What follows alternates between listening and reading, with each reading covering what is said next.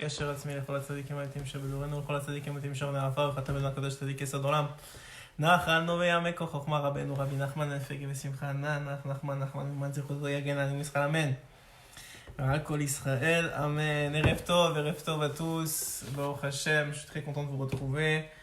Ça fait quelques semaines que j'essaye de faire le shiur qu'on va faire ce soir. C'est un shiur important. On va corriger ce que je veux. On va essayer de traiter aujourd'hui une notion très très importante qui revient dans les premières parachiotes de la Torah. Et ça fait quelques semaines déjà que j'essaie d'organiser le shiur. Même Mina Shamaim, on s'est organisé différemment. Et Baruch Hashem, on a le srout de pouvoir se retrouver ensemble pour pouvoir étudier un peu de Torah aujourd'hui. Et ça, c'est un très grand srout. Il faut savoir l'apprécier, c'est pas toujours évident. Baruch Hashem, il faut savoir apprécier ça, que ces paroles de Torah soient pour la réfoua shelema complète de Ezra ben Abraham, de Jonathan ben Ezra, Jonathan ben Abraham, de Sarah Talia bat Efrat Miriam, de David ben Mani et l'Efafé Talim pour la réfoua shelema complète et pour la Tzlacha Bezrat Hashem de Rivka Bat Esther et de tout Israël. Bezrat Hashem, donc voilà, on se retrouve ensemble pour essayer de traiter un sujet qui m'a sauté aux yeux dans les premières parachiotes qu'on a lues. Et on va voir comment Rabbeinu va le traiter, va nous aider à passer à travers. Vous savez que Rabbeinu Akadosh, Rabbi Nachman de Breslev, est un expert dans l'intelligence émotionnelle des individus. Il connaît à la perfection, lorsqu'on étudie ses livres et ses enseignements, on reconnaît à travers ses enseignements qu'il connaît à la perfection et qu'il reconnaît à la perfection la façon de réagir émotionnellement et spirituellement dans l'individu, évidemment, puisque tout est basé sur le spirituel. Mais qu'on voit vraiment dans ses enseignements des clés pour aider l'homme à tenir bon émotionnellement. Et on va voir à travers la Torah, les parachiotes, Bereshit, Noach et Lech Lecha, puisqu'on est maintenant à Lech Lecha. On va voir à travers ces trois parachiotes, et on va voir même dans toute la Torah, qu'il y a une notion très très très très importante, que peut-être vous avez passé, parce que Bereshit, on n'a que quelques jours pour la préparer, parce que ça arrive très très vite après Simchat Torah. Et finalement, on réalise qu'on n'a pas le temps vraiment de s'attarder sur la paracha. Mais c'est important d'avoir une notion qui est vraiment, moi je trouve essentielle. Vous savez, Rabbeinu, il dit que la souffrance d'un homme, sa souffrance, elle vient du manque de da'at. Elle vient du manque de conscience, plutôt de connaissance, on pourrait traduire ça comme ça, de connaissance de l'individu. L'individu, il a pas conscience ni connaissance de tout le bien que Hachem il lui fait à travers le mal finalement. À travers ce qui lui paraît à ses yeux mal. Donc ça fait mal, il est malade, la maladie ou des situations qui ne sont pas normales et qui ne sont pas agréables. Et Akadosh Baruch Hu, il a ces situations-là. Et puis finalement, il est là et il t'envoie ces situations parce qu'il veut te faire du bien en vérité, et c'est du bien. Mais nous, on ne le voit pas et on est omnibulé par la sensation de douleur qu'on ressent. Et cette sensation de douleur-là, souvent, elle va amener l'homme à des réactions qui sont des réactions réflexes. L'homme, il est un peu créé comme ça, finalement. Il a ces réactions-là qui sont des réactions réflexes et qui sont souvent des mauvaises réactions qui vont l'amener à souffrir encore plus. Dans la première parashat de la Torah, parashat Bereshit, on voit la création de l'homme, évidemment, de tout, mais aussi de l'homme, d'Adam Arishon et de Chava, de l'homme et de la femme, et on voit la première faute. La première faute, on y revient souvent, Rabbeinu revient souvent dans les Torot, dans les enseignements qu'il a sur la faute d'Adam Arishon, parce que c'est un prototype de comment l'homme peut chuter. Et nous, en vérité, on ne répète que ce que Adam Arishon a fait à une très grande échelle. Et on remarque quoi ? Que si on décortique convenablement la faute d'Adam Arishon, on va réaliser que ce que Chazal nous dit, ce que Chazal nous enseigne, que les sages d'Israël nous enseignent, que le plus grave dans la faute, que le pire dans la faute, ce n'était pas qu'il mange de l'arbre interdit. Il avait une seule mitzvah à faire, Adam Rishon, c'était ne pas manger c'était une mitzvah négative, c'était de ne pas manger de l'arbre de la connaissance du bien et du mal. C'était sa seule mitzvah. D'ailleurs, Rashi le dit, il dit lorsqu'il a réalisé qu'il était nu, Rashi dit tu peux le prendre au premier degré, qu'il était vraiment nu, ou bien qu'il était nu de mitzvot, parce qu'il avait perdu sa mitzvah. Donc finalement, il a une mitzvah. La mitzvah, c'était de ne pas manger de l'arbre de la connaissance du bien et du mal. On peut expliquer en détail, on a déjà fait des shurim sur ça. Mais je veux rentrer très vite dans le point que je vais aborder aujourd'hui. Finalement, on se retrouve avec une situation où Adam Arishon, il est face à une mitzvah et il ne l'accomplit pas, ou il la rate. Pire encore, il va la transgresser. Et il va arriver avec tout le principe que le serpent, qui est le Etzerara, vous savez, qui est le Samer même, c'est ça le serpent. Le serpent, on s'écrit que le Samer même, il est rentré dans le serpent. Ça veut dire qu'il y a eu comme une prise de possession de toutes les forces du mal dans le serpent. Donc finalement, le serpent est venu chez Chava. Pourquoi? La Torah nous l'explique. La Torah dit que lorsque Adam a vu sa femme, ils ont eu une relation. Et cette relation-là, comme ils n'avaient pas de conseil, ils n'avaient pas de Yetzerara en eux, ils n'ont pas vu de mal. Donc ils l'ont fait aux yeux et au vu de tous. Rashi, il dit qu'il n'avait pas conscience de la tsniout. Le principe de tsniout, ce n'est pas un principe qui était chez Adam Arishon parce qu'il n'avait pas de Yetzerara. Qu'est-ce que ça veut dire? Ça veut dire qu'en vérité, le problème n'était pas qu'il était nu, parce que pour lui, il n'y avait pas de problème à être nu. Le problème, il est que vu qu'à partir du moment où tu as du Yetzerara, ta perception de la nudité, elle est connotée à plein de mauvaises choses qui vont t'amener à t'éloigner d'Akadosh Baruch Hu. Mais la nudité en tant que telle, c'est pas un problème. Par exemple, entre un homme et une femme, lorsque c'est dans des conditions tsniout, alors la Torah, le Zohar, dit qu'il est préférable d'être nu que d'avoir des vêtements ou des choses comme ça. Donc on voit que le concept de nudité déjà, ou le concept de choses qui sont mal, il n'a commencé à exister qu'à partir du moment où Adam Arishon a mangé de l'arbre de la connaissance du bien et du mal. Avant ça, le mal était extérieur à Adam Arishon et il n'y avait pas de problème. Il n'a pas vu qu'il y avait quelque chose qui n'allait pas. Donc finalement, dit Rashi, c'est seulement quand il a mangé de l'arbre de la connaissance du bien et du mal, donc de Etz Hadar Tova, que le mal est rentré en lui et qu'il a commencé à avoir honte. Mais finalement, si on regarde bien comment s'est organisée toute cette histoire, on remarque que finalement, Akadosh Baruch Hu a tout orchestré. Il a mis l'arbre en plein milieu. Rachid dit qu'il était au milieu du Gan Eden. Il lui a dit surtout ne mange pas de cet arbre-là. C'est comme un enfant, tu dis surtout ne fais pas ça. C'est clair que tu le tentes. Donc finalement, Adam Arishon, il était tenté. En plus de ça, on voit que c'est arrivé par le serpent qui a convaincu Chava, d'abord en la poussant sur l'arbre, parce que Adam Arishon avait dit à sa femme, tu sais, Hachem il a dit c'est pas seulement manger, mais c'est aussi toucher. Et finalement, elle a touché à l'arbre, et le serpent lui a dit, tu as vu, t'es pas morte. Donc comme tu vas manger, tu vas pas mourir, au contraire, tu vas devenir comme Dieu. Parce que Dieu, il a mangé de cet arbre pour devenir Dieu. C'est ça qu'il lui a dit le serpent. Pour te dire à quel point, hein, quand tu commences, et on voit que dans tout le Midrash, on voit comment au début, Chava ne voulait pas parler avec le serpent. Elle ne voulait pas l'entendre, elle ne voulait pas l'écouter. Mais il a commencé à lui poser des questions et à un moment, elle a flanché, elle a répondu. Vous savez, c'est la Yula de Rabbi Israël d'Avodesser la semaine prochaine. Il y a beaucoup de choses qu'on a appris de lui. Mais une chose qu'il disait tout le temps, c'est moi, je ne parle pas au Yetzirah. Moi, je ne discute pas avec Yetzirah. Je discute avec Hachem. Yetzirah, je ne parle pas avec lui. Parce que si tu commences avec parler avec Yetzirah, c'est sûr que tu vas finir par tomber.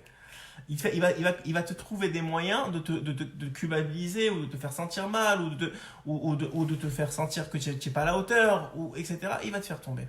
Donc moi, le Yetzirah, je ne parle pas avec lui. Moi, je parle avec Hachem. Et avec Hachem, je suis toujours Zakai. Comme ça, il disait.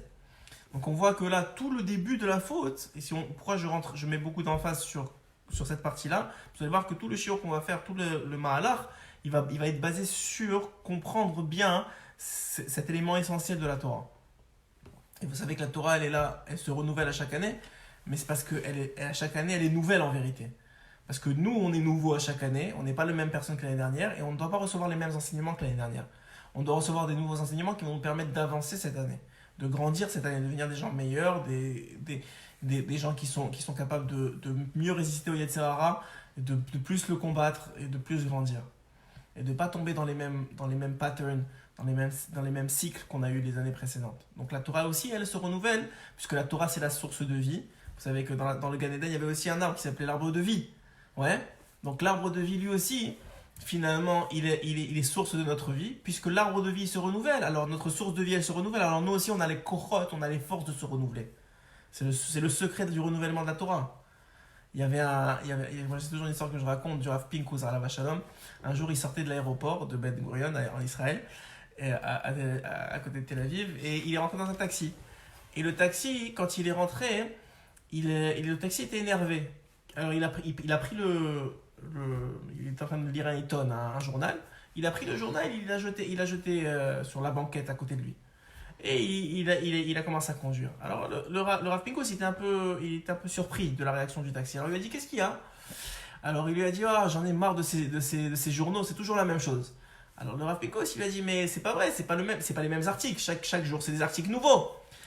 Alors le gars, le conducteur de taxi, il lui a dit, ouais, c'est des articles nouveaux, mais il raconte toujours les mêmes histoires. Alors le Rav Pinkus, il a souri, il lui a dit, tu vois, ça c'est la différence entre la Torah, hein, et les journaux et les médias. Les médias, ils veulent se renouveler, ils veulent faire. C'est toujours des nouveaux articles, mais finalement c'est toujours la même chose. Mais la Torah, c'est toujours la même Torah, mais c'est toujours différent. Pourquoi? Parce que la Torah, elle te fait changer toi. Et comme toi, tu es changé, alors ta réaction aux choses, elle change. Et donc, même si c'est le même texte, même si c'est le même Bereshit, le même Noach, le même Lech Lecha, toi, tu as changé. Et donc, maintenant, la Torah, elle a changé aussi pour toi. Ça, c'est un grand enseignement que Rav Pinkus il rapportait souvent. Et on voit, hein, pour revenir à notre idée, que finalement, lorsque Adam Rishon il faute, il va fauter. Alors on a dit le serpent qui a convaincu la femme, et la femme, elle va manger. C'est très drôle, entre parenthèses, c'est pas le sujet, mais comment Rashi, il explique pourquoi la femme, elle a donné à manger à son mari. Et moi j'ai souri un petit peu lorsque j'ai lu ça. Et il dit comme ça, je vais vous retrouver où est-ce que la femme, voilà, Vatitel gam leisha, elle a donné à son mari, shelo tamut hi, veihyehu, que pas que elle meurt et lui il reste vivant. Pourquoi? Veissa achret, pour pas qu'il se remarie avec quelqu'un d'autre. Je veux dire par amour, mais un amour un peu fou comme ça, elle a fauté, elle s'était fait convaincre par le Serara, par le serpent. Elle voulait pas que elle meure et lui il reste vivant et qu'il se retrouve à remarier quelqu'un d'autre, donc elle lui a donné à manger. Volontairement, c'était quelque chose de volontaire de sa part. Elle l'a convaincu de manger et il a mangé. Maintenant, ce qui est incroyable, et on va le revoir se répéter cette situation-là à presque chaque faute dans la Torah, et on va prendre quelques exemples, que le Rav Shmulevitch y rapporte d'ailleurs dans un de ses commentaires. On va voir que Hachem, lorsqu'il va se dévoiler, maintenant ils vont réaliser qu'ils sont nus, ils vont prendre l'arbre du figuier. Rachid il dit, selon son opinion de Rachid, ils ont mangé de la figue. C'est pour ça qu'ils se sont couverts avec l'arbre du figuier. C'est pour ça que vous irez voir dans la Torah comment c'est expliqué. Mais pour aller là où je veux aller, lorsqu'au moment où finalement il a fauté, ils vont se cacher. Et là, Hachem se dévoile à Adam. Et il lui dit pas, tu as fauté, tu es un menteur, tu es un tricheur, tu avais une seule mitzvah, comment tu as pu tricher, comment tu as pu tomber, que c'est pas possible. Il dit pas ça. Alors que c'est la réalité. Il sait qu'il a fauté, il sait que c'était la seule mitzvah qu'il avait. Il avait même pas d'Etserara en lui. Donc il est extérieur à lui. Après ça, il y a des explications, plein d'explications. Les midrashim, les commentaires sont énormes sur la faute d'Adam Rishon. Mais bon, regardez bien premièrement, on a un enseignement incroyable d'Hachem. Hachem, il vient pas, il pointe pas du doigt. Il dit pas, Adam Rishon, qu'est-ce que tu as fait? Mais c'est pas possible, je t'ai donné une seule mitzvah, mais comment t'as pu faire une chose pareille? Mais t'es un imbécile, mais c'est pas possible. Il a pas dit ça. Il a pas dit ça. Regardez ce que dit Hachem à Adam Rishon. Il lui dit une seule chose. Il lui dit, Ayeka. Adam Rishon, où tu es? C'est la seule chose qu'il dit. Il lui pose une question ouverte qui permet à Adam Rishon de pouvoir répondre et avec sa réponse, sa tchouva, de faire tchouva. Parce que qu'est-ce qu'attend Hachem lorsqu'il lui dit Ayeka, où tu es? Et cette question-là, dit Rabbeinu, elle est posée à chaque homme tous les jours. Où est-ce que tu es dans ta vie? Où tu en es? Qu'est-ce qui t'arrive? Il y a une voix qui passe par les tzadikim, dit Rabbeinu Akadosh. Et les tzadikim, ils demandent à l'homme, dis-moi, où tu en es par rapport à Hachem? Où tu en es par rapport à ta vie? Où tu en es par rapport à ton tikkun? Où tu en es par rapport à ce que tu dois faire dans la vie? Et la réponse, malheureusement, elle est plus souvent celle d'Adam Arishon que la réponse que Hachem il attend. Qu'est-ce que Hachem il attend? Très simple. Plus simple que ça, tu peux pas. Hachem, je suis désolé. Je suis tombé, je me suis fait avoir. J'ai pas réussi à résister. Je prends la responsabilité de mes actes. J'ai fauté. Comment je peux faire pour réparer? Aide-moi. Ça, c'est la réponse que Hachem, il attend de Adam Arishon. Qu'est-ce que Adam Arishon répond? C'est la femme que tu m'as donnée. Voilà la réponse d'Adam Arishon. C'est la femme que tu m'as donnée. Ah, à ce moment-là, Hachem il dit ok. Ah, c'est la femme que je t'ai donnée? C'est pas toi qui as fauté? C'est pas toi qui as mangé? C'est pas toi qui as pris? C'est pas toi à qui j'ai ordonné de ne pas le faire? Ok, ça y est. Entre toi et moi, tu peux plus rester dans le Gan Eden. Maintenant, il va commencer à avoir des conséquences. Dites-nous Chachamim, si juste il avait admis, pris la responsabilité de son acte, c'est tout. Prends la responsabilité de ton acte. Il dit c'est vrai. Tu as raison Hachem. Même pas tu as raison. Il lui demande où tu es. D'abord, c'est un grand moussard pour nous, lorsqu'on est surtout face à nos enfants, parce que en général, c'est avec nos enfants qu'on va agir comme ça, qu'on sait qu'ils ont fait quelque chose. Et c'est très très très difficile, parce qu'on n'est pas au niveau d'Hachem, malheureusement, ni de bonté, ni de rachamim, ni d'amour que Hachem il a pour nous. Mais en tout cas, ce qu'on apprend d'Hachem, c'est ce qu'il faudrait faire nous. Qu'est-ce qu'on devrait faire nous? On devrait dire à nos enfants, pas t'as fait ça, pourquoi t'as fait ça, pourquoi t'as fait ça. Poser des questions ouvertes qui leur permettent de faire tchouva. En sachant, Hachem, il savait très bien qu'est-ce qu'il avait fait. Ça, c'est un premier enseignement qu'on va voir se répéter plusieurs fois dans la Torah. Que Hachem, jamais il dit tiens un voleur, tiens un tueur, tiens un tricheur. Il dit pas ça. Il dit où tu en es, qu'est-ce que tu fais. On va voir plus tard, on va voir dans Caïn, que Caïn il faute aussi, la même chose. Il va tuer son frère. Vous connaissez l'histoire de Caïn et de Hevel. Caïn il a une idée, il veut offrir de ses récoltes. C'est un travailleur de la terre. Caïn, il va offrir de ses récoltes. Et puis, mais il n'offre pas de ses meilleures récoltes. Il prend des récoltes comme ça, et il vient, il va les donner à Hachem, il va les offrir à Hachem. Ça, c'est Caïn. Evel vient, il dit waouh, Caïn, il a une super idée. Il prend, lui, il tondait les moutons. Evel, il prend les meilleurs moutons, les meilleures tontes finalement, et il offre à Hachem. Et Hachem, il accepte. Caïn, il n'a pas accepté, et Evel, il accepte. Qu'est-ce que, finalement, Hachem, il attend de Caïn? Très simple. Une seule chose. Reprends tes meilleurs fruits et redonne-les. Qu'est-ce que fait Caïn? Il le prend personnel. Il commence à se dire, ouais, c'est moi qui ai eu l'idée, pourquoi il a accepté à lui, il n'a pas accepté à moi, et en plus, moi, je suis né avec une seule sœur, et lui, il est né avec deux sœurs, il commence à jalouser, Alors que c'est très simple. Prends pas les choses personnelles. Il a accepté, lui il a appris de toi, il a vu que tu as fait un bon truc, il a vu que toi tu as apporté à Hachem une offrande, et il t'a copié, et il l'a fait mieux que toi, tu vois que ça a marché, juste fais la même chose, tu vois que ça a marché, prends tes meilleures choses, comme lui il a pris ses meilleures choses, toi prends tes meilleures choses et offre-les à Hachem. Non, il a commencé à jalouser son frère, jusqu'à qu'il l'a provoqué, jusqu'à qu'il l'a tué. Et lorsqu'il le tue, premier meurtre de l'histoire, lorsque Caïn tue Evel, encore une fois, Hachem il se dévoile. Il se dévoile. Vous imaginez, Akadosh Baruch Hu Beratzmo Bervodo, il se dévoile à lui. Un tueur. Et il lui dit pas, t'es un tueur, comment t'as pu faire une chose pareille, comment t'as pu tuer ton frère. Il lui dit pas ça. Il lui dit, où est-ce qu'il est ton frère? Hachem, il sait tout ça. Encore une fois, combien il faut apprendre de Akadosh Baruch Hu. Il lui dit, où est-ce qu'il est ton frère? Et lui, au lieu de répondre, Hachem, je suis désolé, je sais pas ce qui m'a pris, j'aurais pas dû, je te demande pardon, comment je peux réparer? Au lieu de faire ça, et ça aurait réglé l'histoire. Chazal, il dit sur Adam Arishon que si Adam Arishon, il avait juste accepté, admis sa responsabilité dans la faute, et demandé pardon à Kadosh Baruch Hu, et demandé à réparer, il serait jamais sorti du Gan Eden. Il aurait fait tchouva tout de suite, on ne serait pas là.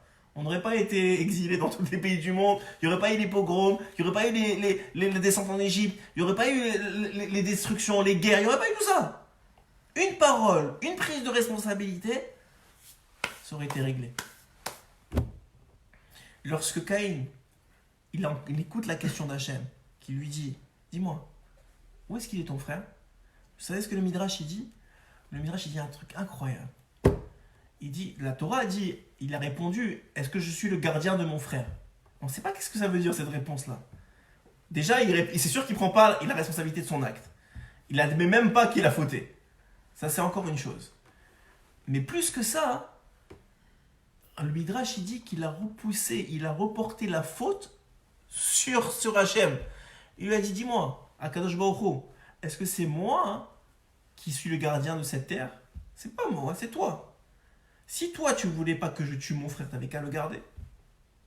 Il est en train de dire, tu sais la faute. Adam Rishon il a dit, ok, c'est la faute de ma femme. Ouais. Et derrière Hagav, la femme, il est parti voir, Hachem il est parti voir, le Midrash dit que Hachem il est parti voir la femme, il est parti voir Chava. Il lui dit, Chava, qu'est-ce qui s'est passé? Elle a dit, bah c'est le serpent. Elle aussi, elle n'a pas pris responsabilité. Alors elle dit, écoute, je me suis tombé, j'ai pas réussi, j'aurais pas dû parler. Plein de choses, elle aurait pu dire pour prendre responsabilité de son acte. Elle n'a pas fait ça. Elle a dit, c'est le serpent. Derrière Hagav, c'est aussi un enseignement pour nous. À chaque fois, on dit, ouais, c'est le Yetzirara, c'est le Yetzirara, c'est le Yetzirara. Le serpent, c'était le Yetzirara. C'est pas une réponse. C'est pas une justification. Au mieux, c'est une circonstance atténuante. Au mieux. Mais c'est sûr que c'est pas une justification. Rabbeinu, il dit un truc incroyable. Et Rabbi Nathan, il explique dans l'Écoute à la Rote, en long et en large, que le Yetzirara ne pourra jamais fauter à notre place. Jamais. Chaque fois qu'il y a une faute, c'est nous. C'est personne d'autre que nous. Personne d'autre. Tu mets en colère, même si les gens autour de toi ils t'ont mis en colère, c'est toi qui t'es mis en colère. Tu as mal parlé, c'est toi qui as mal parlé. Tu as fait une action, c'est toi qui as fait une action. Qu'est-ce que peut faire le Yetzirara? Il peut mettre en scène le meilleur film au monde pour te faire croire à toi, à 100%, que ta seule solution, c'est de fauter. Ça, il peut faire. Mais faire l'acte de fauter, c'est-à-dire il peut te faire le meilleur film au monde que tu n'as pas d'autre choix que de sauter ici. Toi, tu le vois avec tes yeux. Et c'est ce qu'on appelle le Koach HaMedameh. Ce que Rabbeinu il dit que nous, on devrait appeler aujourd'hui le Yetzirara le Koach HaMedameh. Le Koach HaMedameh, c'est le pouvoir d'imagination. Il a dit aujourd'hui, le niveau du Yetzirara, il est rendu à ce niveau-là, du Koach HaMedameh. C'est-à-dire que si tu résistes à ton imagination, tu ne peux pas fauter. Si tu dis, le Yetzirara il te fait croire, il n'y a que ça à faire, tu dis non, moi j'y crois pas, c'est que des bêtises, c'est pas la réalité, et tu tiens bon, tu peux pas fauter. Mais quelqu'un qui tombe dans le Koach HaMedameh, alors oui, il y a des ta'avot, il commence à avoir des palpitations pour des désirs qui sont pas les siens, qui sont pas normaux, qui sont pas bons. Et il commence à sentir des choses, il commence à avoir une envie. Mais tout ça, c'est orchestré par le Yetzirara, c'est orchestré par le Koach HaMedameh. La même chose que ce que a fait le serpent avec Rava, la même chose. Pas plus, pas moins. Il lui a parlé jusqu'à qu'il l'a convaincu qu'est-ce que dit la Torah, après la discussion qu'elle a eue avec le serpent, l'arbre a commencé à être beau à ses yeux. Quoi, il existait déjà avant? Non, mais il l'a embelli, il lui a dit qu'il lui donnerait de la chorma, il va lui donner de l'intelligence, elle va devenir un dieu grâce à ça. Il a commencé à lui faire croire plein de choses. Mais celui qui a pris la pomme, ou c'est pas une pomme en vérité, il y en a 4 opinions selon le Zohar et selon d'autres. Rachid dit que c'est un figuier, comme je vous ai dit, ou bien du vin, ou bien du pain, ou bien un étrog. C'est les 4 opinions qu'on retrouve dans la Gemara et dans le Zohar et dans différents trucs. C'est les 4 opinions. On ne sait pas c'est quoi. Rachid dit pourquoi on ne sait pas c'est quoi. Parce que Hachem ne veut pas faire honte à sa création. Vous imaginez à quel point Hachem il cache quel est l'arbre juste pour ne pas lui faire honte. Parce qu'aujourd'hui, sinon, on serait en train de jeter des pierres sur le figuier ou sur le raisin ou sur je sais pas où. Ouais. Et juste pour pas lui faire honte. À quel point c'est vraiment extraordinaire comment Hachem il se comporte. Kaviachol, évidemment, c'est une entité incroyable qu'on peut pas comprendre, mais juste ses comportements, comment ils sont extraordinaires. Et de là encore, on continue. Et on voit qu'encore une fois, Chava, elle ne prend pas responsabilité, elle dit c'est le Yetzirara. Mais c'est le Yetzirara, c'est peut-être une circonstance atténuante, c'est peut-être on va mieux plus te comprendre pour ta femme, si jamais il y a eu des histoires, tu dis ouais c'est le Yetzirara, etc. Oui c'est vrai, mais en même temps, celui qui a fait, c'est nous, chacun d'entre nous. Et Rabbeinu il dit une chose incroyable, Il dit à partir du moment où tu tombes pas dans l'erreur de Caïn, dans l'erreur de Adam Arishon, dans l'erreur de Chava, à partir du moment où tu tombes pas dans cette erreur-là, de ne pas accepter de prendre ta responsabilité face à ton acte, sache que tu vas t'éviter énormément de souffrance. Énormément de souffrance. Pourquoi? Parce que tout de suite déjà, en acceptant ce que tu as fait, tu récupères du darat. Tu récupères de la conscience et de la connaissance des choses. Comment commence une tchouva? Je vous ai toujours dit que quelqu'un qui est malade, il ne pourra jamais commencer à guérir, ni commencer à prendre des médicaments s'il n'est pas conscient qu'il est malade. Si lui, il ne sait pas qu'il est malade, tu veux lui dire prends des médicaments, il va dire mais je ne suis pas malade. Pourquoi je vais prendre des médicaments? Je vais commencer à me droguer pour rien. Alors que ça, c'est quelqu'un qui nie, c'est Adam Arishon, c'est la faute de ma femme. En plus, ta femme, elle vient de toi, c'est toi ta femme. Ouais. Ta femme, elle vient exprès, Hachem, il l'a pris de sa côte. Et c'est pour ça qu'Adam Arishon, il a dit que ça s'appelle Isha. Isha, ça veut dire, ça vient de Ish. Donc on voit que Béhémet, tout a été orchestré par Akadosh Baruch Hu pour lui faire comprendre, de ne pas tomber dans le piège. Qu'il n'y a que toi dans l'histoire. Et que même si tu as des circonstances atténuantes, que quelqu'un t'a donné le truc que toi tu l'aurais pas fait tout seul, qu'il y a eu un Yetzerara, etc. Ça, Hachem, il sait tout ça. Il sait tout ça. Et c'est pour ça que les Chazal, ils nous disent que le plus grave dans une faute, c'est pas la faute elle-même, c'est le manque de prise de responsabilité de l'individu face à la faute. Ça, c'est un enseignement qui vaut de l'or. Parce qu'à partir du moment où, vous le savez, c'est pas seulement qu'on le garde dans la tête, mais c'est quelque chose du quotidien. Parce que dans le quotidien, toute la journée, vous allez avoir des gens qui vous accusent. Toute la journée, c'est comme ça. Si c'est pas avec votre femme ou vos maris, c'est avec vos enfants. Même vos enfants, ils vous accusent de faire des choses. Et aussi, sinon, c'est dans le travail. Il y a toujours quelqu'un qui va te dire oui. Alors, il y a deux solutions. Soit tu lui dis non et tu t'enlises. Et tu t'enlises parce que la personne, maintenant, elle dans sa tête, c'est vrai, c'est oui. Et elle a probablement en partie raison. Donc finalement, soit tu t'enlises dans tes arguments et tu rentres dans des discussions et dans des débats qui vont durer, ils vont souvent finir comment on dit ça, c'est-à-dire en manque de respect et en marloquette. Soit hein, tu dis tout de suite oui, tu as raison. C'est vrai, j'accepte, j'admets qu'il y a une part de responsabilité que j'ai dans l'histoire. C'est très très difficile à faire. Sachez que la majorité des problèmes de couple, c'est à cause que les personnes prennent, à cause de l'ego du mari et de la femme, qui freinent le manque de responsabilité. Si tu avais un couple qui disait toujours, où le mari à chaque fois il prenait sa responsabilité, sa femme prenait chaque fois la responsabilité dans l'histoire, ça serait réglé très très très très rapidement. À chaque fois. Parce que le problème il est non, mais c'est pas moi, mais qu'est-ce que tu dis, mais pourquoi tu m'accuses, mais c'est pas vrai. C'est tout le temps comme ça.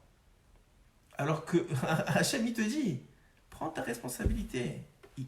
Même si c'est pas 100% à toi la responsabilité, tu as fait quelque chose. Tu as dit quelque chose.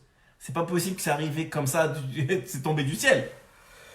Donc ça veut dire il y a quelque chose, il y a une part de responsabilité. Prends ta part de responsabilité. Une fois que tu as pris ta part de responsabilité, une fois que tu as admis, après ça tu peux commencer à discuter, à savoir exactement dans l'histoire c'est quoi ma part, c'est quoi ta part. Mais d'abord admets. Ça c'est la première réponse que tu dois avoir à toute situation. Tu dois admettre ta part de responsabilité. C'est ce qu'on apprend d'Adam Rishon, c'est ce qu'on apprend de Chava, c'est ce qu'on apprend de Caïn, à chaque fois qu'ils n'ont pas pris leur responsabilité et que Hachem, il a dû avoir des conséquences. Les conséquences. Pourquoi Hachem, il vient et il pose une question? Si tu veux punir Adam Rishon, punis-le, c'est tout. Si tu veux punir Chava, punis-la. Si tu veux punir Caïn, punis-le. Non, Hachem, il ne veut pas punir. Tu sais quoi, je te pose une question. Réponds, prends tes responsabilités, dis-moi c'est vrai, j'ai fauté, je suis désolé, je veux plus recommencer, aide-moi, comment on fait pour pas que ça arrive encore? Et on va régler l'histoire. Non seulement on va régler l'histoire, mais tu vas sortir grandi. C'est à ça que sert la faute, dit dit Rabbeinu Akadosh. Rabbeinu il dit à quoi elle sert la faute? À quoi elle sert la faute? Elle sert à faire grandir l'homme. L'homme, quand il est face à la faute et qu'il prend ses responsabilités, qu'il prend sa responsabilité, sachez-le, une fois qu'il prend sa responsabilité, il grandit automatiquement. Quelqu'un qui est adulte, c'est quelqu'un qui est responsable. C'est la définition d'un adulte. Un adulte, c'est quelqu'un qui est responsable. Aux yeux de la loi, aux yeux de sa famille, aux yeux de son travail, de ce que tu veux. Pourquoi on laisse quelqu'un à partir d'un certain âge conduire? Parce qu'il commence à être responsable. Il est jugé responsable de ses actes. Et etc. dans chaque chose. La responsabilité, C'est ça qui définit la maturité d'un individu. Adam Arishon, il n'était pas assez mature. Et on est en train de réparer la maturité d'Adam Arishon. Tellement, écoutez bien, tellement il n'était pas assez mature, même si on n'a même pas la bouche assez propre pour parler d'Adam Arishon. Adam Arishon, c'est la seule faute qu'il a fait de sa vie. Ok, donc ça veut dire il est bien, il est extraordinaire. Il a fait tchouva après ça pendant des années et des années. Il a vécu 930 ans. Il lui restait encore presque 600 ans, plus que 600 ans à vivre. Plus que ça. Caïn, il est mort quand il avait 130 ans plus tard. Oui, ça veut dire qu'il lui restait toute sa vie. Il a fait tchouva pendant toute sa vie, il n'a plus fauté. Par contre, il a fait encore une erreur, qui n'est pas considérée comme une faute, mais il a fait une erreur. Il était tellement pas conscient de sa part de responsabilité, qu'au sortir du Gan Eden, la première chose qu'il a fait, il a divorcé de sa femme. Il a dit, c'est à cause de toi, on divorce. Regardez, il a empiré la situation. Encore, il a fait qu'empirer la situation. Comment ça? Comment il a empiré la situation? Très simple. S'il n'avait pas divorcé de sa femme, il aurait été avec elle. Parce qu'il n'a pas été avec elle, égalité, vous savez, la reine des démons, elle est venue, même si c'était involontaire, parce que lorsqu'il dormait, etc., elle est venue lui faire Zera Levatala, involontaire. Et ces Zera Levatala, dit le Zohar Kadosh, c'est rapporté par Rabbi Nathan dans l'Écoute à la Chot. C'est ça, ces étincelles-là qu'on a dû aller chercher en Égypte. Toutes les étincelles que Hachem a recroquevillées en Égypte, c'est les étincelles que des 130 ans de Adam Arishon qui n'était pas avec sa femme. Et ça, ça aurait pu être évité. Ok, tu as fauté. Ok, tu n'as pas bien répondu à Hachem. Ok, tu t'es fait punir. Mais tu es tellement convaincu que ce n'est pas ta responsabilité à toi ce qui s'est passé, que tu casses avec ta femme, que tu divorces avec ta femme, et que de là va sortir encore plus de problèmes. Et sa femme, bien sûr, il va la reprendre quand Caïn va mourir. 130 ans plus tard, Caïn va être tué par les mères, qui est un de ses descendants, qui était aveugle et qui va le tuer sans s'en rendre compte, et, enfin, par inadvertance. Et lorsqu'il va mourir, Adam Arishon, il dit, wow, Caïn, il a fauté, il a réparé, ça s'est réglé, maintenant il est mort. Peut-être c'est le moment que je reprenne avec ma famille. Il reprend Chava, et là il achète. Il a la descendance que de Noach va descendre Noach, et de Noach, bien sûr, Abraham va descendre, par Shem. Donc tout ça, toute la lignée, elle revient parce qu'il a fait tchouva. Une première tchouva, en réalisant que le premier niveau de tchouva qu'il a, c'est lorsqu'il réalise, attends, c'est pas la faute de ma femme. Donc une fois que Caïn il est mort, il reprend sa femme, et de là tout de suite, à partir du moment où tout de suite tu commences à faire tchouva, Hachem il lui donne son enfant. Il dit voilà, maintenant tu commences, même si tu n'as pas fini la réparation, tu as commencé à réparer, je te donne déjà ta descendance. Parce que maintenant c'est que ça commence la réparation. Noach, la même chose. Noach, Hachem il lui dit je vais détruire le monde. C'est un monde qui est arrivé à une telle dépravation. Il volait moins que Shavé Prouta, il volait moins que le minimum requis, qu'il ne pouvait pas être puni pour ça, toutes les dépravations qu'il y avait, pour une seule raison, dit Rashi. Noach, c'est le premier à être né avec la capacité, il avait les doigts séparés, et c'était le premier, et c'est d'ailleurs pour ça qu'on l'appelait Noach, parce qu'il a amené la Menoucha, le repos dans le monde. Quel repos? Sa génération, c'était la génération du déluge, pas la pire, mais en tout cas l'une des pires jusqu'à là. Mais Noach, qu'est-ce qu'il a créé? Quelque chose de très simple. Il a créé des instruments pour travailler la terre. Qu'est-ce que ça a permis? Ça a permis d'avoir plus de temps pour soi, parce que maintenant il y avait moins à travailler. Donc il a amené la Menoucha. Le problème, il est que le temps, ça peut être ton meilleur allié, ton meilleur cadeau, comme ça peut être le pire. Quand tu as du temps, tu peux devenir Talmid Chacham, tu peux étudier la Torah, tu peux faire des mitzvot, ou tu peux faire des dépressions. Parce que tu sais plus quoi faire, tu as l'impression d'être inutile, tu as l'impression de rien faire de ta vie, tu es tout le temps à végéter. Ouais, ça dépend ce que tu fais ton temps. Tu peux faire les pires avérotes en ayant du temps. Aujourd'hui, on est la génération qui a le plus de temps qu'il n'y a jamais eu dans le monde. On a les générations des iPhones et des trucs immédiats et tout de suite, tout est tout de suite. On a tout de suite. On fait des milliards de choses 2 fois plus. On est plus efficace, a priori, en tout cas dans nos technologies, que nos parents, nos arrière-grands-parents, nos arrière-grands-parents. Et pourtant, on est la génération qui est le plus affectée par la dépression, par le stress, par l'angoisse. Pourtant, on est capable de faire beaucoup plus. Même dans les mitzvot, c'est beaucoup plus facile de faire des mitzvot aujourd'hui que ça l'était il y a 50 ans ou il y a 100 ans. Et pourtant, on voit que ça va dans les deux sens. Le temps, ça peut être ton meilleur allié si tu es dans un processus de grandissement et de réalisation et que tu utilises chaque minute pour te grandir et te réaliser. Ou bien, ça peut être ton pire allié.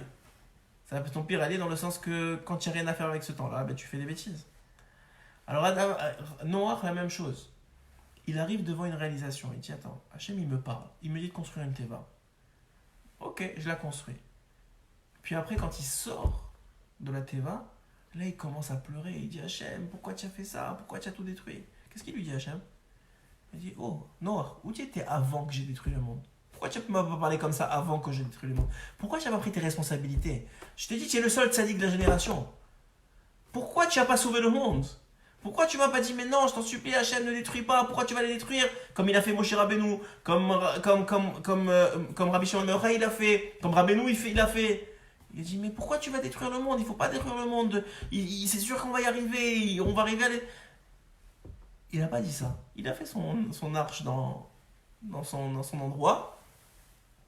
Et comme ça, hein, il s'est retrouvé qu'à la fin, il s'est saoulé tellement il était mal de voir à cause de lui, entre guillemets. C'est écrit Ménoir. C'est les eaux de Noach, a dit la Torah.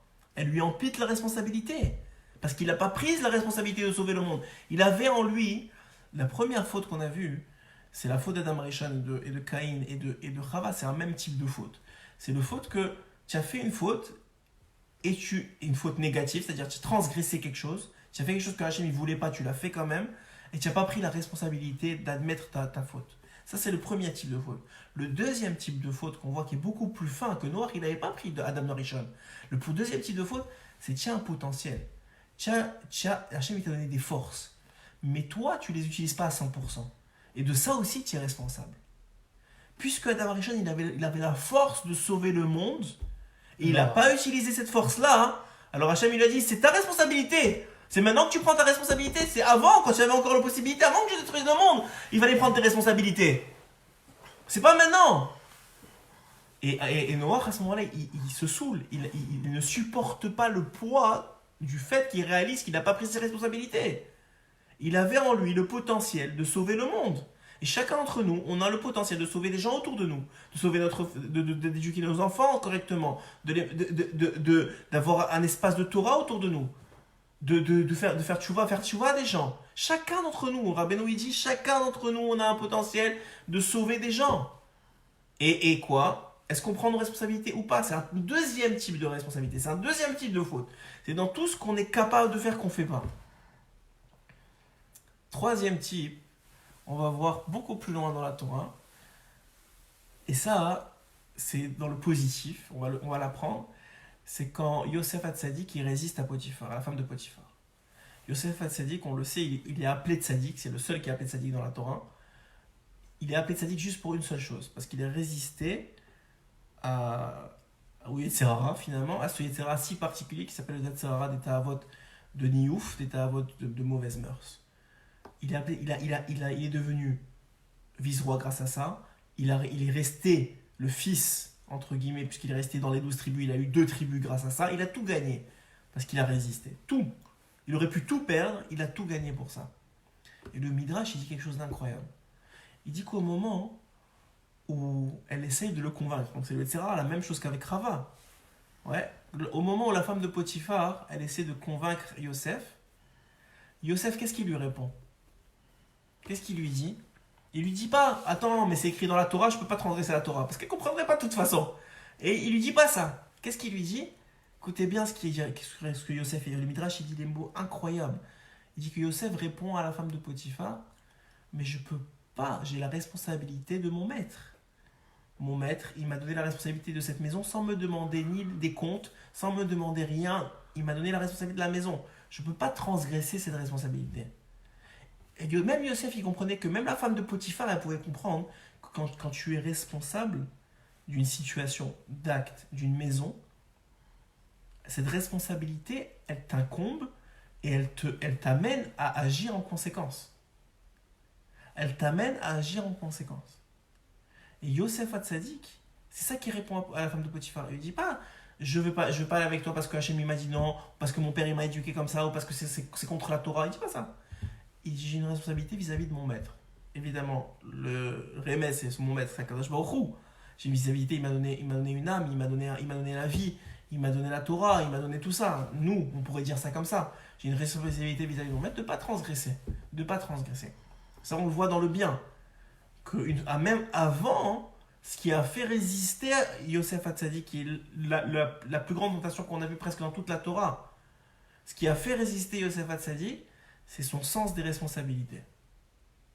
C'est qu'il a senti qu'il était responsable, qu'il avait de la valeur. Premièrement, il dit Rabbeinu, ça on va rentrer plus dans ce que Rabbeinu il explique, que le sens de responsabilité s'acquiert grâce à la valeur qu'on se donne. Plus on a la conscience de la valeur qu'on a aux yeux d'Hachem, aux yeux de nos proches, qu'est-ce que Yosef dit? J'ai de la valeur, je suis l'intendant de la maison de Potiphar, je ne peux pas faire n'importe quoi, surtout pas avec sa femme. C'est ma valeur, c'est ma fonction. Plus ta fonction, plus ta valeur en tant que juif, par exemple, elle a de valeur à tes yeux, moins tu vas être capable de fauter. Parce que tu as de la valeur. Tu ne peux pas transgresser une valeur. Tu peux pas vendre une valeur. Tu ne vas pas te vendre. Tu ne peux pas vendre une telle chose. On a vu dans la Gemara l'histoire de la sœur de la femme de Rabbi Meir Balanès. La sœur de la femme de Rabbi Meir Balanès, qui s'appelait Brouria, elle a été prise par les Romains. Elle était amenée dans une maison close. La femme de Rabbi Meir, Brouria, elle dit à son mari, comment tu restes assis à étudier la Torah et ma sœur, elle est dans une maison close, tu n'as pas honte? Tu ne peux pas te lever, Brouria était très très dur.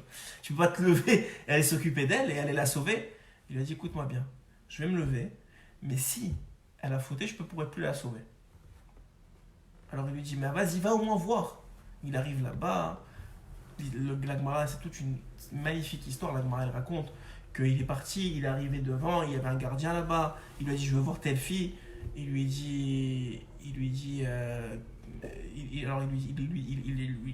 donne rendez-vous avec elle, et elle lui dit, est-ce qu'il voudrait avoir une relation avec elle? Elle dit, non, je suis pendant mes règles. Vous imaginez, même à l'époque de la Gemara, même les Goïms, ils savaient que c'était grave d'avoir une relation pendant les règles, les menstruations d'une femme. Donc il ressort, il demande au gardien, il dit, dis-moi, cette femme-là, est-ce qu'elle a déjà eu des relations? Il lui dit non, à chaque fois qu'il y a quelqu'un qui rentre, elle lui dit toujours la même excuse, qu'elle a ses règles, qu'elle a ses menstruations, Et là, tout de suite, Rabbi Meir, il réalise qu'elle n'a pas fauté. Mais qu'est-ce qui l'a fait tenir? Elle est chez les Romains, elle n'a aucune chance de sortir. Rabbi Meir, il est venu par miracle, mais elle a aucun espoir. Combien de temps elle va tenir? Elle ne va pas tenir 10 000 ans. Et pourtant, voilà, elle est capable de prendre les dernières forces qui lui restent pour dire je ne fauterai pas. Pourquoi? Parce qu'elle a de la valeur. Je suis une bâtisse Israël. Comment la Torah peut te demander de mourir plutôt que d'aller faire de l'acte de mauvaise mœurs, ou d'aller tuer quelqu'un, ou d'aller faire de l'idolâtrie? Les trois cas où l'homme a le droit de se laisser mourir. Parce que tu as trop de valeur. Ta valeur, elle vaut beaucoup plus. Il est préférable pour un homme juif de mourir que d'abîmer sa valeur dans ce monde. Finalement, et ça c'est le premier point que Rabbeinu rapporte, c'est qu'un individu, il doit travailler sur l'estime de soi, de l'estime de sa valeur. Parce que Rabbi Nathan, il en parle beaucoup dans l'écoute à la Chod. Que le juif, il a une valeur extraordinaire aux yeux d'Hachem, que Hachem, il a un ratson, Hachem, il a une volonté. Cette volonté, c'est le juif. C'est ça le ratson d'Akadosh Baruch Hu. Le ratson d'Akadosh Baruch Hu, c'est le juif. S'il veut le juif, il aime le juif, il veut qu'il réussisse, il veut il a du plaisir, du nachat, quand le juif il lui parle, quand le juif il fait une mitzvah, Hachem, il a du nachat de ça. Il a du plaisir de ça. C'est un ratson chez Akadosh Baruch Hu. Quand tu comprends que Hachem, il a la volonté, il a une volonté qui est celle de moi, il me veut. Ça veut dire que j'ai une valeur qui est inestimable. Ça, c'est la première chose. Deuxième chose que Rabbeinu nous dévoile, c'est pourquoi est-ce que Adam Arishon, il n'arrive pas à admettre. Pourquoi est-ce que Chava, elle n'arrive pas à dire c'est vrai Hachem, tu as raison, c'est moi. Pourquoi est-ce que Caïn dit c'est moi qui l'ai tué. Pourquoi il n'admet pas? Pourquoi c'est tellement difficile pour un homme d'admettre qu'est-ce qu'il a fait de mal? Quand on voit que les conséquences, après ça, il s'est réglé. Ça se règle en 2 secondes, alors que s'il n'admet pas, il va souffrir énormément plus, et il le sait. Il sait que si tu n'admets pas dans une dispute de couple, ou si tu n'admets pas avec tes enfants, tu vas souffrir, parce que tu n'admets pas le problème, il n'y a aucune chance que tu commences à faire tchouva, et Hachem, il va t'en mettre jusqu'à que tu réalises, et que tu dis, ok, c'est bon, j'arrête, et je commence à faire tchouva. Pourquoi les conséquences, elles arrivent?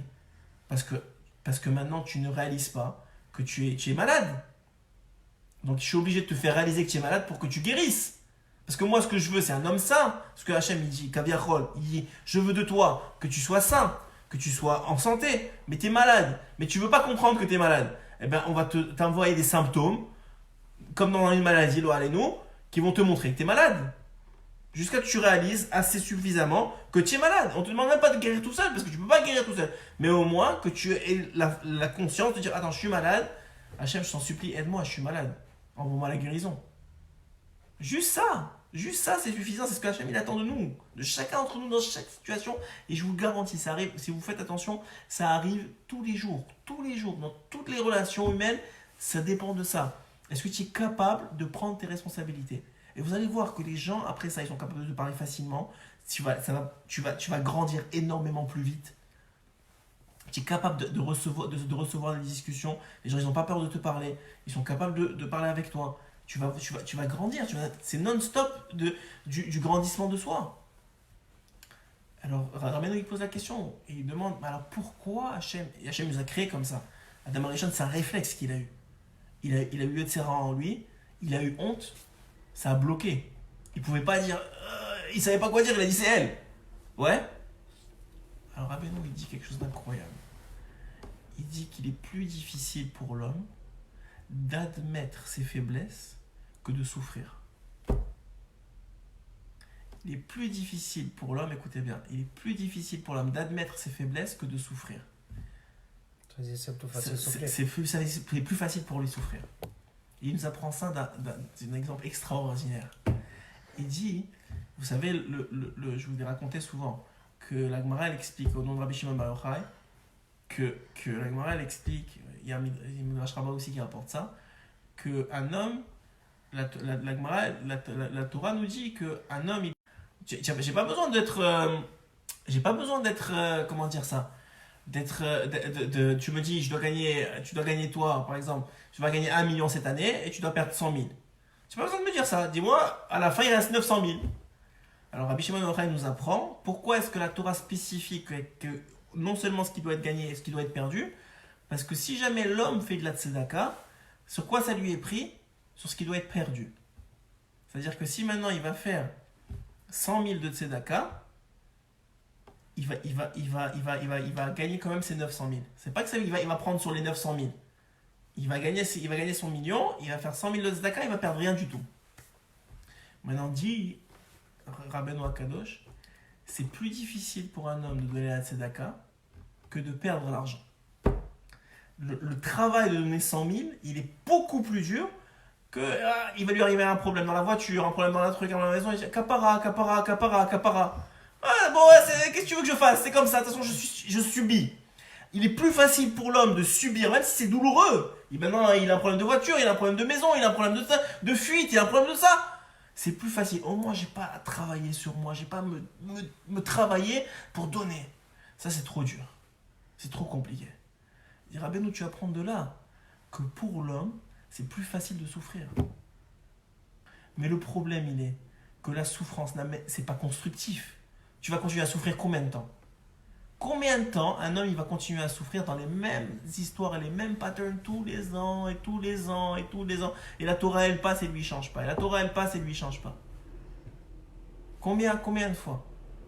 Alors bien sûr, quand on parle en général et que chacun d'entre nous, on sait dans nos situations personnelles que c'est compliqué et qu'on se bat et qu'on tombe et on remonte et on tombe et on remonte. L'essentiel c'est de remonter sur le ring, on le sait ça. Mais en tout cas, dire Rabbeinu, si tu arrives à comprendre que c'est vrai que ça fait mal de prendre ses responsabilités, c'est vrai que ça fait mal de dire oui, tu as raison, il faut que je change et d'essayer de changer. C'est vrai que ça fait mal. Mais ça fait beaucoup moins mal que de souffrir. En tout cas, en quantité. Ça fait beaucoup moins mal. Regardez ce que dit Rabbeinu dans Sirot Haran. Je vous ai préparé un Sirot Haran. Le Resh Yud Gimel. Il dit Shamati Bishmo. Donc c'est écrit qu'on a entendu au nom que Rabbeinu il a dit.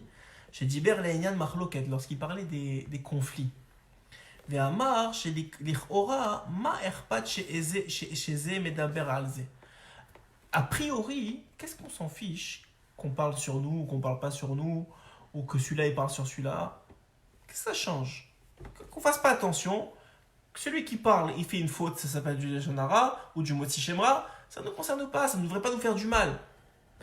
Ar behemet al yedei machloket shechokim al echad yecholim chas v'shalom le'apil oto mimadregato chas v'shalom. Il dit le problème il est que si l'individu il prend pas une responsabilité face à la parole. Donc quelqu'un il parle sur lui, ça peut être vrai, ça peut être pas vrai. Mais attends, il y a quelqu'un qui parle sur moi. Il y a quelqu'un qui parle de moi, en mal. Tout de suite, je dois faire tchouva. Tout de suite, il y a quelque chose que j'ai pas bien fait. Peut-être c'est ce dont il parle, peut-être c'est pas ce dont il parle. Mais en tout cas, il y a une remise en question. La personne, elle se remet en question. Au contraire, tout va bien. Ils vont arrêter de parler de lui. C'est quelqu'un d'autre qui va parler, mais en tout cas, ce sera arrêté. Mais si la personne, elle le prend personnel, comme Caïn on a dit, elle commence à en vouloir à la personne qui a parlé, elle commence à dire ouais mais regarde lui comment il est, regarde lui comment il est, elle rentre dans le jeu, ouais. Alors il dira ben non, le problème c'est pas la parole, c'est que ça va le faire tomber, ça va le casser cet homme-là, parce qu'il n'aura pas pris ses responsabilités depuis le début. Et alors maintenant il va tomber de son niveau, donc il était à un certain niveau avant la parole, quand on a parlé sur lui, maintenant il va tomber de son niveau. Et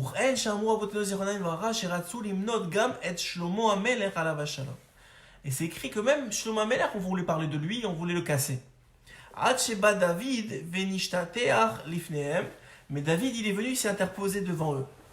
C'est ce qu'il a dit David HaMelech dans Tehillim, il va expliquer un Tehillim. Sarim redafuni chinam, il y a eu des sars, des princes qui ont couru après moi gratuitement. Ça veut dire qu'ils n'avaient pas de raison de courir après moi. C'est gratuit ce qu'ils ont fait. Ils ont aucune raison de le faire. Mais moi, je prends mes responsabilités vis-à-vis d'Hachem. Je sais que tout ça arrive parce que Hachem, il me l'envoie.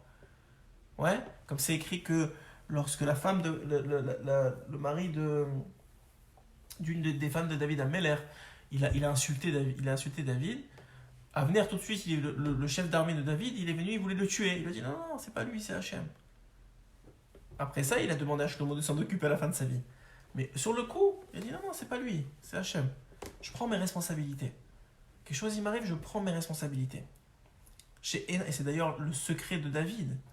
C'est quoi la différence entre David et Shaoul? C'est quoi la différence entre David et Shaoul? Vous savez c'est quoi la différence entre David et Shaoul? C'est quoi la différence entre les deux? La différence, elle est encore une fois le même problème. Pourquoi Shaoul il a perdu la royauté? Parce que Shmuel il est venu, il a dit à Shaoul, tu dois aller tuer tous les Amalécites. Tout Amalek, tu dois les tuer. Shaoul, il a laissé vivre le roi et il a laissé vivre les brebis, les troupeaux. Quand il est revenu, Shmuel il lui a dit, qu'est-ce que tu as fait? Qu'est-ce qu'il a dit Shaoul? Il n'a pas dit, oh, je m'excuse, j'aurais pas dû, je me suis trompé. Il n'a pas dit ça. Il a dit, j'ai eu peur du peuple. C'est le peuple, qu'est-ce que ils voulaient pas tuer, ils voulaient pas faire, j'ai eu peur, il a eu peur du peuple. Il lui a dit, tu as peur du peuple, alors tu peux pas être roi. C'est une conséquence. Tu peux pas être roi si tu as peur du peuple. Alors il lui a enlevé la royauté. David, la Gemara a dit, tout celui qui dit que David il a fauté, il se trompe. Mais en tout cas, ça avait l'air qu'il avait fauté. Ouais.